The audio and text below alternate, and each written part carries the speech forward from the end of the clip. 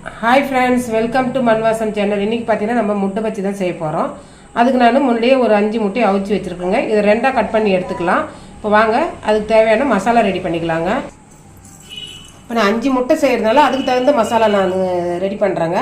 இப்போ 2 பச்சை மிளகா, 3 பல்லு பூண்டு, ஒரு துண்டு இஞ்சி, 2 காஞ்ச மிளகா, கொஞ்சமாக புதினா தழை சேர்த்துக்கலாங்க. 1/4 டீஸ்பூன் சோம்பு, 1/4 டீஸ்பூன் மிளகுங்க. இதை கொஞ்சமாக தண்ணி சேர்த்து கொஞ்சம் பேஸ்ட்டாக அரைச்சி எடுத்துன்னு வந்துடலாம். இப்போ இந்த அளவுக்கு அரைச்சி எடுத்துன்னு வந்தாச்சுங்க. இப்போ ஒரு பவுலில் இப்போ நம்ம அரைச்ச பேஸ்ட் எடுத்துக்கலாங்க. இப்போ கலருக்கோசம் நான் காஷ்மீரி சில்லி பவுடர் 1 டீஸ்பூன் அளவுக்கு சேர்த்துக்கிறேங்க. முன்னாடியே நம்ம எல்லாம் காரமும் சேர்த்தாச்சு, அதெல்லாம் இது மட்டும் சேர்த்துக்கலாம். இப்போ தேவையான உப்பு சேர்த்துக்கலாங்க. கடலை மாவு பார்த்திங்கன்னா 1 கப்பு எடுத்துக்கிறேன். அரிசி மாவு 1/4 கப்பு சேர்த்துக்கணுங்க. 1 டேபிள் ஸ்பூன் அளவுக்கு கார்ன்ஃப்ளவர் சேர்த்துக்கலாம்.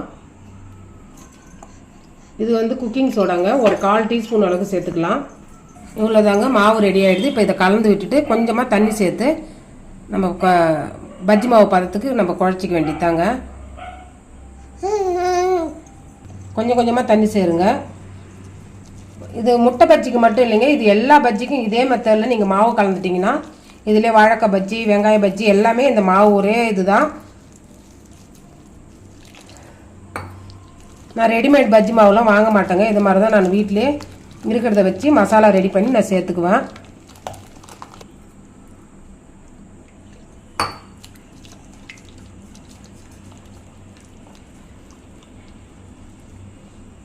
இந்த அளவுக்கு இருக்கணுங்க, ரொம்ப தண்ணியாகவும் இருக்கக்கூடாது. இந்த அளவுக்கு மாவு கெட்டியாக இருக்கணும். ரொம்ப தண்ணியாக இருந்ததுன்னா மாவு அந்த முட்டை மேலே ஒட்டாது. ரொம்ப கெட்டியாக இருந்தாலும் அந்த பஜ்ஜி மேலே இருக்கிற மாவு ரொம்ப தடியாக இருக்குங்க, சாப்பிட நல்லா இருக்காது. இந்த இதில் நீங்கள் கரைச்சி எடுத்துக்கோங்க. இப்போ இதில் நான் எந்த கலர் பவுடருமே யூஸ் பண்ணலைங்க. நம்ம வீட்டில் தான் குழந்தைங்களுக்கு கொடுக்க போகிறோம். கலர் பவுடர் சேர்க்காத நீங்கள் கொடுக்குறது ரொம்ப நல்லது. கடையில் பார்த்தீங்கன்னா கலர் பவுடர்லாம் போட்டு கொடுப்பாங்க, அது தேவை கிடையாது. இப்படியே நீங்கள் போட்டிங்கன்னா நல்லா சூப்பராக இருக்கும். இப்போ நம்ம முட்டையை துவச்சி போட்டுக்கலாங்க. இந்த மாதிரி முட்டையை நம்ம பாதி பாதியாக கட் பண்ணி வச்சாச்சுங்க. மாவில் பார்த்தீங்கன்னா இது மாதிரி போட்டுட்டு அவ்வளோதான். இப்போ நம்ம எண்ணெயில் போட்டுக்கலாம். அவ்வளோதாங்க, இந்த மாதிரி போட்டாச்சு. நல்லா ஒரு பக்கம் நல்லா வெந்ததுக்கப்புறம் மறு பக்கம் திருப்பி விடுங்க. இப்போ நம்ம திருப்பி விட்டுக்கலாங்க. ஒரு பக்கம் வெந்துடுது.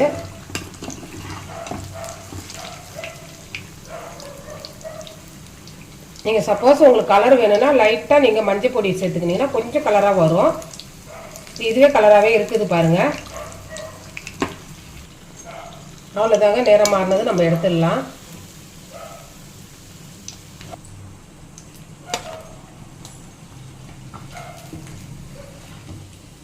பாருங்கள், நம்ம கலந்த வீட்டிலே கலந்த மாவில் எண்ணெய் ரவை கூட குடிக்கல பாருங்கள். இல்லை சூப்பரான இதே மாதிரி நீங்கள் அளவில் மாவு கலந்தீங்கன்னா எல்லா பஜ்ஜியுமே உங்களுக்கு சூப்பராக வரும். இந்த ரெசிபி பிடிச்சிருந்ததுன்னா மண்வாசம் சேனலில் லைக் பண்ணுங்கள், ஷேர் பண்ணுங்கள், கமெண்ட் பண்ணுங்கள், சப்ஸ்கிரைப் பண்ணுங்கள். பக்கத்தில் இருக்க பெல் ஐக்கானை கிளிக் பண்ணுங்கள். தேங்க்யூ.